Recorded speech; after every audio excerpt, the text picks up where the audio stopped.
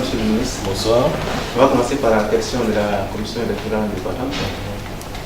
Ici, ce dernier, le président de la République a promis la réforme de la composition de la commission électorale indépendante. Et depuis lors, une partie de l'opposition exige ici et maintenant cette réforme. Comment vous appréciez cela? Écoutez, les propos du Premier ministre ont été clairs sur le sujet, reprenant d'ailleurs les annonces du chef de l'État.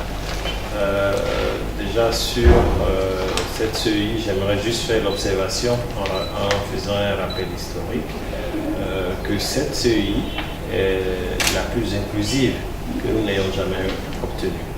Parce que dans sa composition, après la crise post-électorale, vous vous souviendrez que tous les différents acteurs, après moult discussions, ont pu trouver leur place au sein de cette commission électorale indépendante et qui d'ailleurs a organisé avec beaucoup de succès toutes les élections depuis 2015. Et d'ailleurs, je l'ai dit au cours d'un entretien que cette commission électorale indépendante a même reçu le satisfecit de la communauté nationale et internationale à travers les différents observateurs.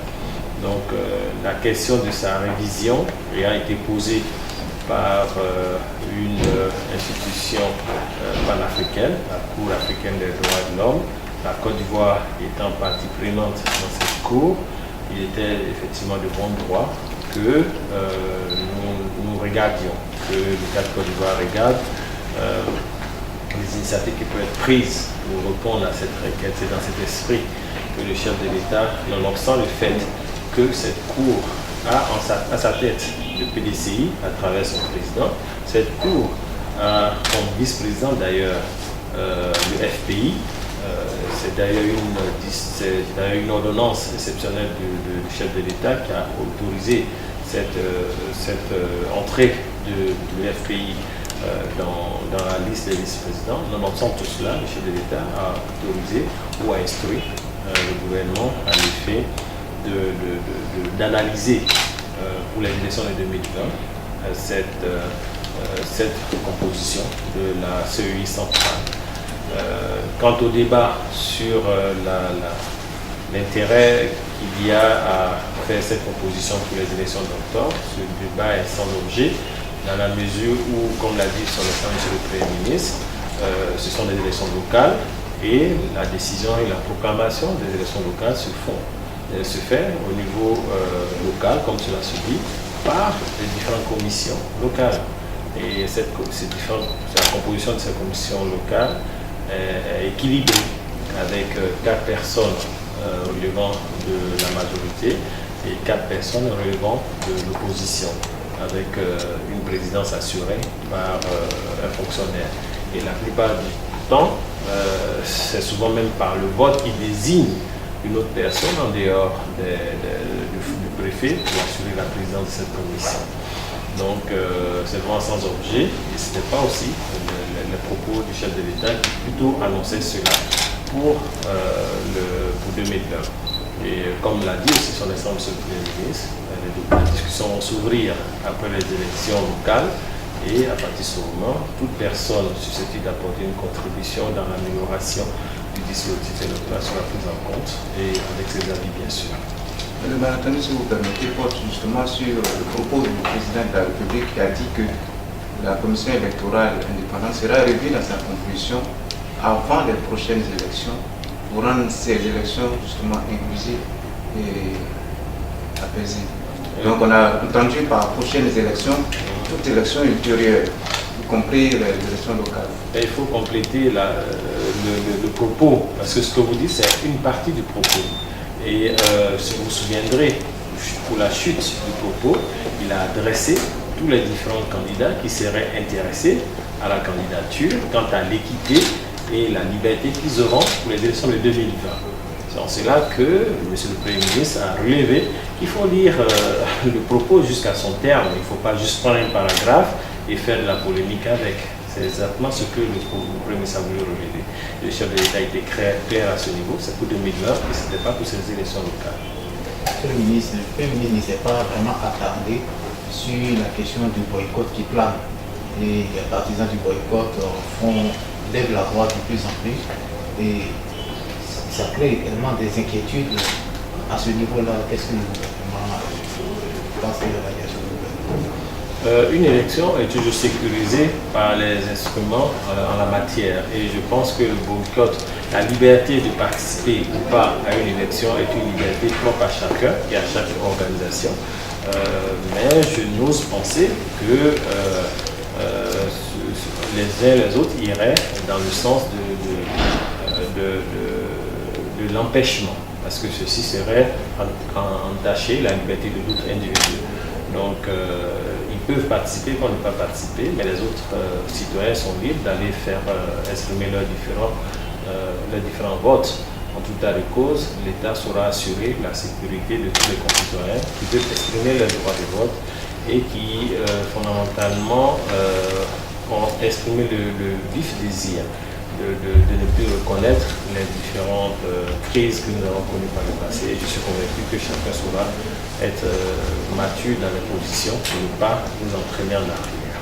Monsieur le ministre, il y a une partie du PDCI, les militants du PDCI élèvent d'avoir pour dire qu'on a gardé dans le logo du RHDP les signes du PDCI et qu'au niveau de la commission électorale, cela fait confusion. Est-ce que vous répondez à ça? Nous attendons l'arbitrage de la commission électorale qui est la mieux habilitée pour statuer sur ce type de sujet. En tant que gouvernement, nous n'avons pas de position partisane à prendre sur le sujet. C'est une question politique qui relève de la commission électorale qui sait apprécier les différents signes et les référents des différents signes par rapport aux différentes organisations. D'accord, monsieur le ministre, tous ces problèmes-là résultent de l'éclatement du RHDP, je peux ainsi m'exprimer. Alors à ce niveau-là, aujourd'hui, je veux dire à la date d'aujourd'hui, est-ce que appartenir au RHDP ou ne pas appartenir au RHDP, est-ce que c'est une obligation pour les gens d'appartenir au RHDP et vraiment accompagner le gouvernement dans sa mission? J'aimerais poser la question différemment. Vouloir la paix ou bien vouloir la guerre? C'est véritablement la question de fond.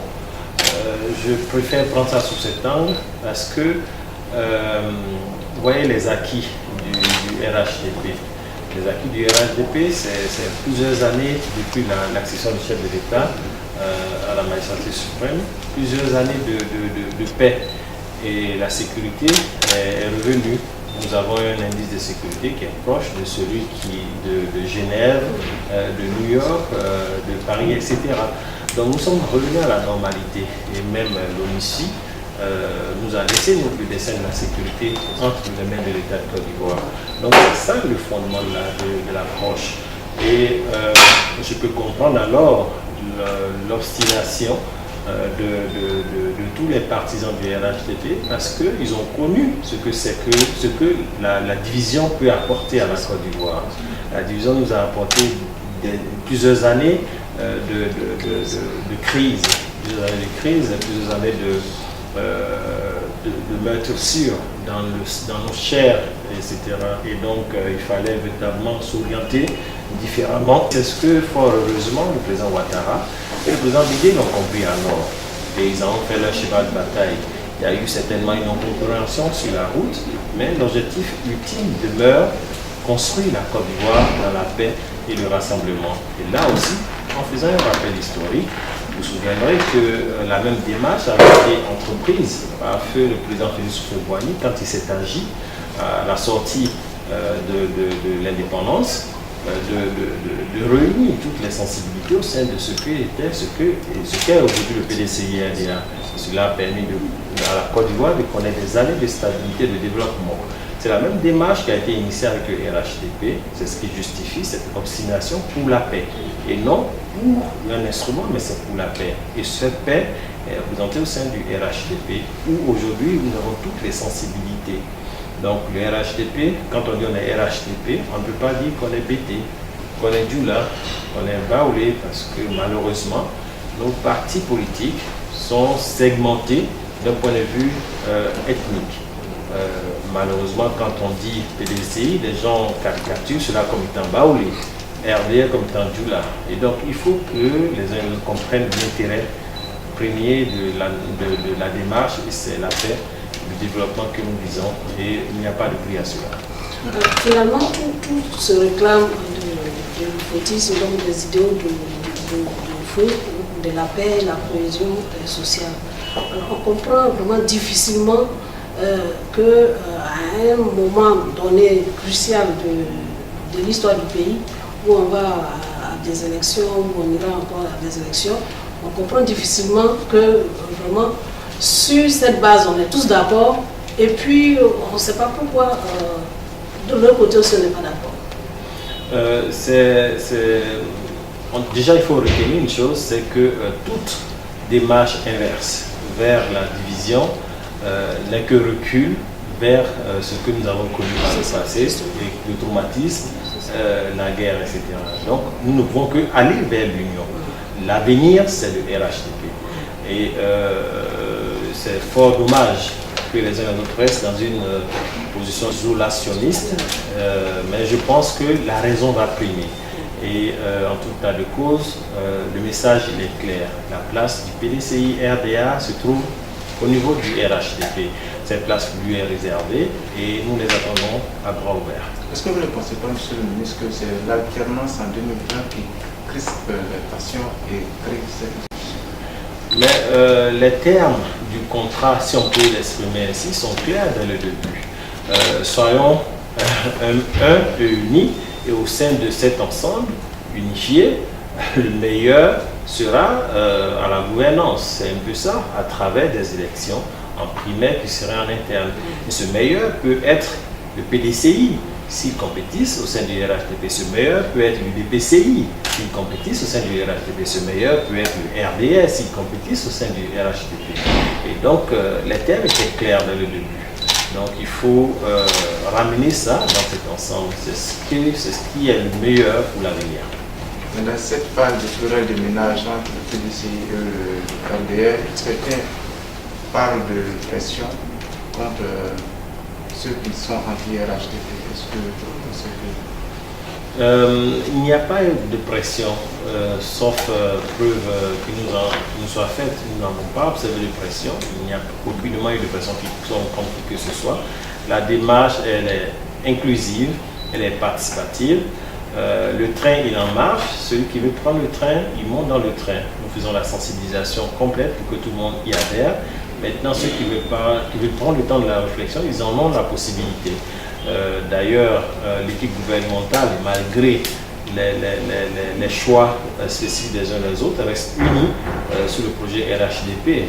Certains ont relevé le cas du président Abinan, le ministre Abinan, qui est indépendant, mais malgré tout, il a une équipe RHDP, il n'a pas reçu de pression. Il y en a qui ont des doubles sponsoring dans le cadre de ces élections. Et c'est tout à fait légitime. Donc, chacun adhère à la philosophie et à son rythme. Mais le rythme du PDCI est certes lent aujourd'hui, mais il nous rattrapera dans la démarche. Monsieur le ministre, si vous permettez, c'est une question de lecture. Certains ont pu voir dans la poursuite judiciaire contre le drapeau une sorte de pression politique déguisée. Est-ce que c'est pas ça aussi qui fonde l'impression de certaines personnes à croire qu'il y a une pression contre les militants anti-RHDP? Il faut relever juste que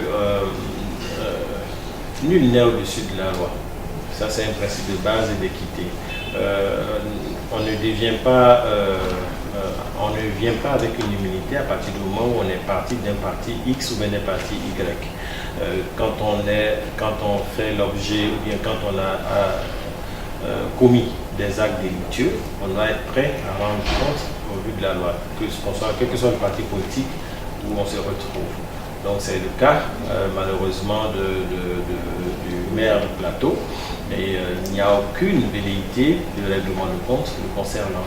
Et ce sera le cas certainement de d'autres au cadre de l'administration pour ceux qui ont commis des actes et se connaissent. Donc les enquêtes sont en cours, il n'y a pas de privilège ou d'immunité en la matière, il n'y a pas de règlement de compte en la matière. Ils viennent de tous les différents partis politiques et même de la société civile.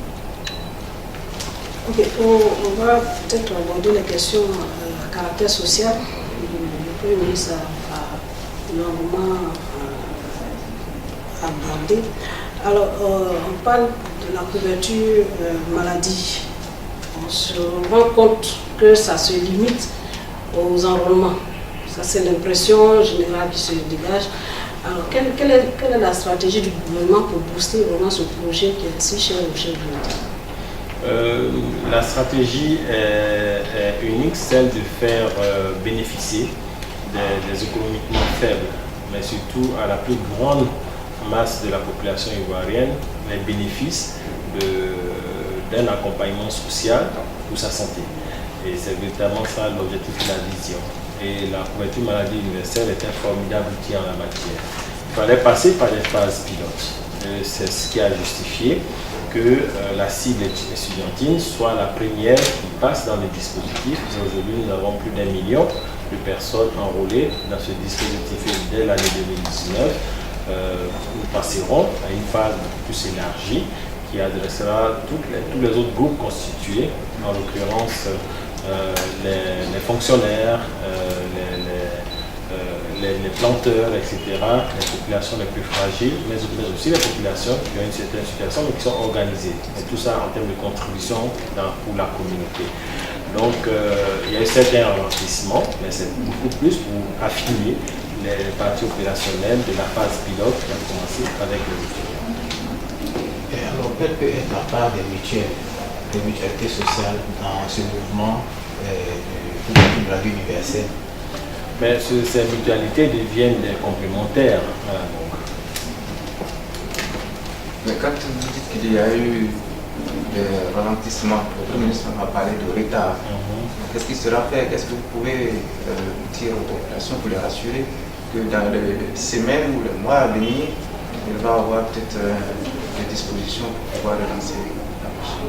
Non, je vous ai annoncé une perspective. Début 2019, nous passons à la phase de généralisation de la couverture maladie universelle. Déjà, les traitements se font sur la base du projet pilote. Donc, c'est bien une perspective qui devrait rassurer les populations quant à la prise en charge au niveau de la santé. Est-ce qu'on peut dire qu'à partir de 2019, les populations peuvent s'attendre à aller dans les hôpitaux et recevoir des prestations gratuites? Il faut d'abord adhérer à la couverture maladie universelle et apporter sa contribution initiale, qui est celle demandée de façon mensuelle. Monsieur le ministre, jusqu'à présent, il y a encore on n'arrive pas à cerner les prestations dont droit les adhérents. Est-ce les consultations ou les hospitalisations, voilà, ou les médicaments? Souvent, il y a ce problème-là, les gens ont du mal à comprendre, même au sein des mutuelles, il y a encore des débats, puisque les mutuelles, il y a des cotisations. Les gens ont un peu peur, ce qui fait qu'il y a souvent des ralentissements dans les pas. Qu'est-ce que vous pouvez dire à ce niveau-là? Je vous l'ai dit tantôt, nous ne sommes pas encore à la phase de généralisation. Nous étions juste à la phase pilote. La phase pilote a permis de stabiliser le modèle opérationnel et économique de ce dispositif. Et aussi bien sur la nature des prestations à prendre en charge, mais aussi sur les modalités opérationnelles, mais aussi économiques. Parce que ceci, nous devons avoir une couverture maladie universelle qui ne soit pas déficitaire. Donc tout cela a été apprécié dans le cadre de cette phase pilote et la version élargie de 2019 permettra de donner beaucoup plus d'informations aux uns aux autres quant aux différentes prestations qui seront supportées par ailleurs et comment cela va s'opérationnaliser, bien sûr à partir d'une campagne qui sera lancée dès 2019 par les différents ministères techniques concernés. Pensez-vous que notre plateau technique aujourd'hui pourra faire face à cette forte demande? Ben, écoutez, c'était une préoccupation. Vous vous souviendrez que dès la sortie de l'hôtel du Golfe, les prémices de la maladie universelle avaient été diagnostiquées quand il s'est agi de la prise en charge des personnes vulnérables du fait de la crise post-électorale. Donc nous avons, même au-delà des populations ivoiriennes, nous avons connu même un afflux des populations de la sous-région dans notre dispositif sanitaire. Donc c'est tout cela qu'il a fallu stabiliser et affiner le modèle économique de sorte à ce que nous ne soyons pas déficitaires en adressant véritablement les critères d'éligibilité à la prestation et ceci est stable. Monsieur le ministre, il y a 35 000 familles qui aujourd'hui bénéficient d'une allocation de 36 000 francs par trimestre. Oui. On aurait pu dire que c'est un peu négligeable dans une mare de pauvreté. Qu'est-ce que vous pensez faire pour pouvoir élargir l'assiette? Le Premier ministre a donné la perspective à moyen terme, ce serait passé à près de 100 000 familles, ainsi de suite, par grappe consécutive, arriver à élargir les bénéficiaires. Mais je peux vous dire, vous dites que c'est négligeable, mais pour beaucoup de personnes, c'est beaucoup. Voilà, que de ne rien recevoir. C'est ce qui est le paradoxe pour un gouvernement qui est supposé être libéral, avoir un côté social hardi, et c'est ce qu'il faut apprécier et saluer. Donc, je pense que les développements même qui vont au-delà de ce dispositif assez singulier, les développements présentés par M. le Premier ministre qui visaient à rattacher à ce dispositif d'autres leviers supplémentaires de poches de pauvreté ou bien de critères de pauvreté, de sorte à ce que nous ayons un écosystème entier par grappe qui puisse sortir de la pauvreté. C'est ce qu'il faut regarder. Je pense qu'il ne faut pas négliger ce qui est fait, c'est un effort de solidarité. Tout acte de solidarité est bon à prendre, d'autant plus que ça aide la population qui n'espérait pas obtenir quoi que ce soit de l'État à ce niveau. Est-ce que le gouvernement est déjà revenu voir sur les bénéficiaires, les premiers bénéficiaires, pour voir à quel point ça agit dans leur vie? Pour voir l'impact sur le plan social, pour voir ces mesures. Mais écoutez, c'est un monitoring permanent. C'est un monitoring permanent et étaler les 36 000 francs sur les 3 mois en campagne, certaines familles n'ont que leur production de campagne, du champ pour vivre et avoir 1 000 francs, 2 000 francs par jour. Ceci les tire véritablement et change la donne par rapport à leur appréciation et devient une ressource complémentaire à la vente de leur production pour pouvoir aller beaucoup plus loin. Donc je pense qu'il ne faut pas négliger cela et c'est appréciable. Ceux qui en bénéficient aujourd'hui, l'impact est appréciable. Nous ne pouvons qu'encourager ça. Si l'État a la capacité, l'État irait beaucoup plus loin dans l'augmentation de la ressource mise à disposition. C'est un signe ou bien un symbole très fort de l'engagement social de ce gouvernement. Alors, pour revenir à un autre sujet, sur l'indemnisation des populations par rapport au quartier Mbo. Le Premier ministre est largement revenu là-dessus hier, mais il se pose depuis la question de la fraude. Parce qu'entre-temps, les personnes recensées ont déménagé des lieux et les nouvelles personnes qui habitent les lieux ne sont pas recensées.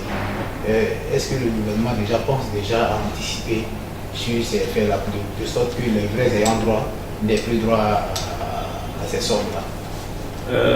Cette opération n'est pas nouvelle en la matière. La délocalisation ou le déménagement des populations de différents sites identifiés à utilité publique. Ce n'est pas une nouvelle opération. Cela a été exécuté quand il s'est agi de faire les travaux du 3e pont, le pont Henri Conan-Bédé d'ailleurs. Cela a été opérationnalisé quand il s'est agi de lancer les travaux au niveau de Soubré, pour le barrage hydroélectrique, etc. Donc, tout ne se fait pas à la légère, il y a une méthodologie. Et il est clair que l'État, à travers les différents acteurs, sait identifier les fraudeurs et sait prendre les précautions pour préserver l'intérêt de la communauté vis-à-vis de ces tentatives. Cela existe et quand c'est comme ça, nous savons les contrer en la matière. Et d'ailleurs, il a été annoncé que, vous le savez, de façon stricto sensu, sur le village d'Agamé Village, il n'y a que 68 bâtisses qui sont concernées. C'est-à-dire qu'il y a eu une étude Donc c'est qui sont les personnes qui sont dans ces bâtisses, que ce soit des locataires ou des propriétaires par ailleurs. Et donc le processus démarre à peine pour leur indemnisation. Donc il ne faut vraiment pas s'affoler en la matière. Tout cela fait en son temps avec les personnes idoines. Pour rester un peu dans le même registre, au niveau des actions sociales, on parle aussi de la gratuité au niveau de l'école. Certains parents, certains élèves se plaignent, ils estiment qu'il y a des frais périphériques qui viennent rendre plutôt coûteux finalement l'investissement à l'école. Quels frais périphériques? On a parlé des faux frais, des frais de niveau de COGES, on a parlé de frais en ligne, inscription en ligne. On parlait aussi des frais, il paraît même que dans certains établissements, il y a des infirmeries. Et ça fait partie des conditions pour inscrire l'enfant. Déjà, l'école est gratuite pour les enfants du primaire. Ça, c'est connu, c'est annoncé depuis très longtemps. C'est au niveau du secondaire qu'il y a des frais qui sont à payer. Et en la matière, il y a des droits d'inscription en ligne qui s'élèvent à un maximum de 6 000 francs CFA, institués par le ministère de l'Éducation nationale. D'ailleurs, on peut trouver la structure de coût de ces 6 000 francs CFA où 1 000 francs est réservé pour l'édition de la carte d'élève et les autres 5 000 francs, il y a des modalités de répartition sur des poches d'entretien et de services à l'établissement. Et complémentairement à cela, il y a l'inscription en ligne, pardon, pas l'inscription sur site qui demeure quelque chose qui est obligatoire pour les différents élèves qui s'en vont. Et en plus de cela, ça c'est vraiment, ce sont des choses qui sont prises en charge par les parents, mais surtout effectivement qu'au niveau des COGES, il y a des initiatives complémentaires qui sont engagées par les différents parents d'élèves. Nous ne parlons pas d'autres personnalités, de parents d'élèves, à l'effet d'assurer un minimum de confort à leurs différents enfants. Certains parleront de la construction de latrines, certains parleront de la construction de cantines, selon le lieu de localisation, mais aussi selon le quartier, etc., ou la disponibilité de commodités spécifiques. C'est ce qui fait varier d'ailleurs ces différents frais annexes à un certain niveau plus ou moins élevé. Donc je pense que le ministère de l'Éducation nationale a eu le nœud creux d'envisager dorénavant de façon annuelle une sorte d'assemblée qui réunirait les parents d'élèves de sorte à stabiliser et à réfréner cette tendance à l'inflation sur ces frais annexes qui crée souvent des perturbations inutiles dans l'écosystème de l'éducation nationale. Donc ceci amènera plus de sérénité, mais il faut juste relever que ces frais annexes, encore une fois, relèvent de la communauté des parents d'élèves qui connaissent mieux les besoins de leurs enfants. Et donc nos différents syndicats de jeunes qui manifestent comprennent que c'est les parents qui trouvent nécessaire d'adresser dans le sujet, mais qui seront encadrés dorénavant dans le cadre de cette assemblée de consultation envisagée par le ministère de l'Éducation nationale de façon annuelle. Monsieur le ministre, la question même de l'inscription pose encore problème, surtout au niveau des élèves affectés par l'État dans les établissements privés, dont les inscriptions sont vraiment très élevées. Certains vont jusqu'à 60 000 francs, certains vont jusqu'à près de 100 000. Alors qu'ils ont été affectés par l'État, alors que ceux qui sont dans les écoles publiques ne payent pas plus de 10 000 francs. Ce qui fait que très souvent, ça pose problème puisque l'argent n'est pas remboursé malgré le fait que l'État paye la scolarité des élèves aux établissements privés. Non, il faut inscrire ça dans un cadre ordonné. Pour ce qui relève des élèves de l'enseignement du secteur public, les taux sont connus. S'il y a une affectation dans un établissement privé, ça n'évolue pas plus que ce qui est réglementairement identifié dans le public. Il n'y a pas de frais supplémentaires. Mais que dit les frais d'inscription qu'on impose aux enfants? Non, il n'y a pas de frais d'inscription imposés aux enfants. J'aimerais bien avoir un exemple. Parce que quand on décide de partir dans le privé par ses propres moyens, c'est qu'on a les moyens de pouvoir assumer les frais de l'établissement privé en question. Donc, ce que l'État de Côte d'Ivoire peut garantir, ce sont les frais dans les établissements publics. Voilà, ça, c'est une obligation institutionnelle. Si vous permettez, il y a au niveau de la croissance, on parle de croissance de 8% en moyenne. Et il se trouve que beaucoup de ménages se plaignent de ne pas ressentir les effets induits de cette croissance. C'est une observation qui revient assez souvent. On a même parlé de croissance applaudissante. Est-ce que vous comprenez ces récriminations? Là, vous parlez de perception. Mais vous, par exemple, pour venir, souvent pour vous déplacer dans Abidjan, vous utilisez souvent le 3e pont. Vous n'avez plus le stress du parcours que vous faisiez lorsque vous passiez pour quitter Cocody pour aller par exemple à Treichville, sans oublier si vous avez un véhicule. Le coût du carburant se retrouverait assez aménusé par rapport au fait que vous avez plusieurs opportunités de vous déplacer. Vous intégrez aussi le fait que, comme on appelle, il y a eu des investissements pour l'amélioration du système de circulation à Abidjan. Donc votre véhicule serait moins usé, vous l'utilisez plus longtemps, etc. C'est ça en effet les effets de ce taux de croissance de 8% en réalité. Il ne faut pas juste voir cela comme étant un gâteau qui est mis à la disposition que nous partageons, parce que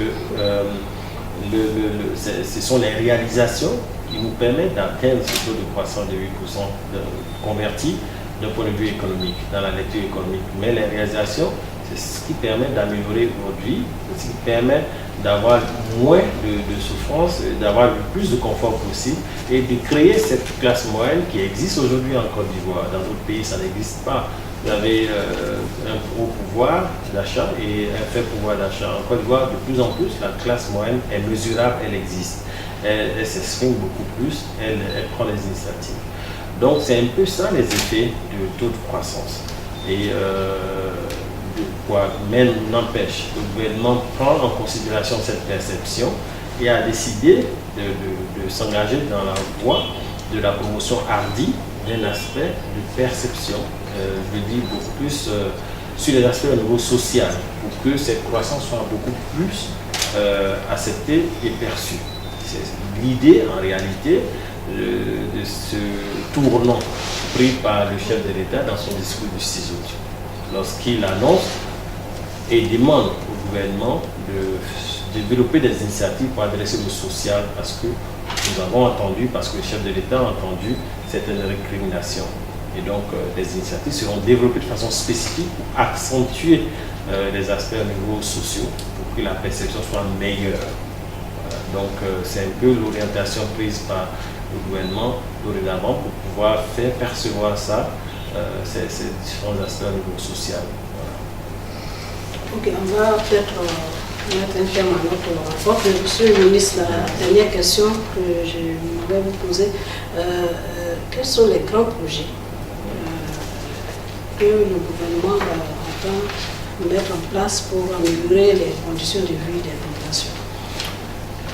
Déjà, il faut, sur les grands projets, j'aimerais juste relever que cela part d'une démarche. Vous avez, vous souvenez que déjà dès 2011, nous avons essayé de dessiner le cadre macro de l'action du gouvernement à travers le PND. Donc ceci a permis de développer le PND 2011-2015 et en 2016, l'initiative a été renouvelée pour un PND 2016-2020. Et juste à titre de rappel, ce PND avait pour ambition d'adresser différentes stratégies dont le renforcement de la qualité des institutions et de la gouvernance, l'accélération du capital humain et du bien-être social, l'accélération de la transformation structurelle de l'économie et l'industrialisation, le développement des infrastructures, mais aussi, enfin, le renforcement de l'intégration régionale. Mais quand on dit cela, cela a une tout ceci a une interprétation très opérationnelle dans le véhicule parce que chaque ministère s'approprie des segments de cette ambition. Et c'est ce qui permet, par exemple, sur les aspects routiers, il y a eu des projets qui ont été réalisés, le pont de Bétier, le 3e pont, vous avez le bitumage des routes Azopé, Yakassé-Trobrou, le 4e pont dont nous avons parlé tantôt, vous avez le renforcement, l'axe Yamsoukro-Bouaké qui est en cours. Au niveau de la santé, le CHU d'Angré qui a été ouvert. Vous avez les équipements dans les différentes infrastructures sanitaires. Au niveau de l'eau, il y a eu des réalisations, etc., etc. Donc il y a énormément de réalisations et si le temps nous était compté, nous allions passer toute la journée à les énumérer.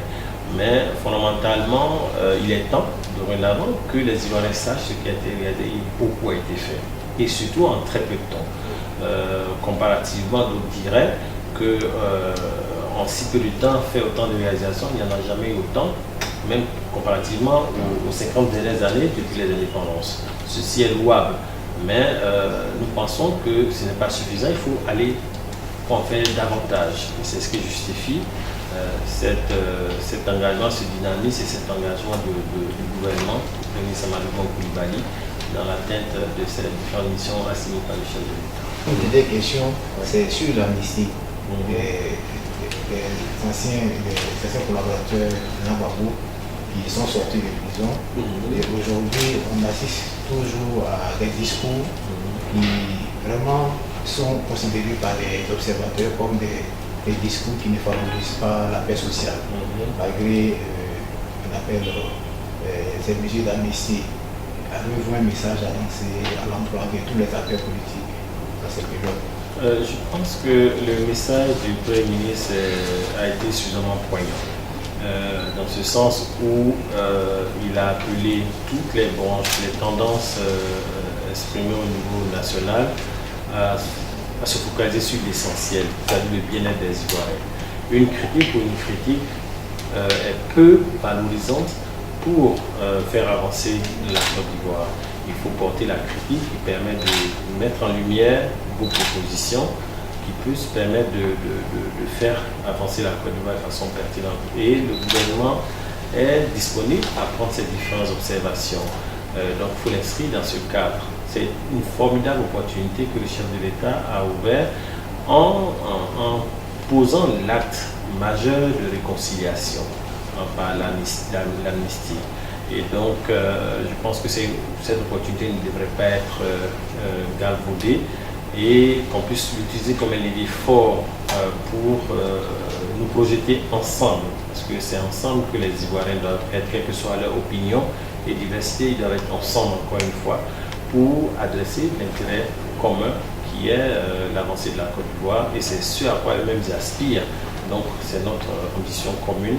Allons dans ce sens. Et en tempérer un peu nos propos pour ne privilégier que la paix, parce que nous savons d'où nous venons. Merci, monsieur le ministre.